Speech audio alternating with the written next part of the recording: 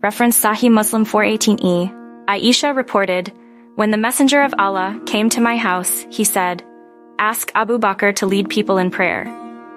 Aisha narrated, "I said, 'Messenger of Allah, Abu Bakr is a man of tenderly feelings. As he recites the Quran, he cannot help shedding tears, so better command anyone else to lead the prayer. By Allah, there is nothing disturbing in it for me, but the idea that the people may not take evil omen with regard to one who is the first to occupy the place of the Messenger of Allah." I tried to dissuade him, the Holy Prophet, twice or thrice, from appointing my father as an Imam in prayer, but he ordered Abu Bakr to lead the people in prayer and said, "You women are like those who had surrounded Yusuf." In this poignant moment from the life of the Prophet Muhammad, peace be upon him, we witness the wisdom and compassion in his choice of Abu Bakr as the leader of the prayer. Aisha, in her sincere concern for Abu Bakr's emotional state, sought an alternative.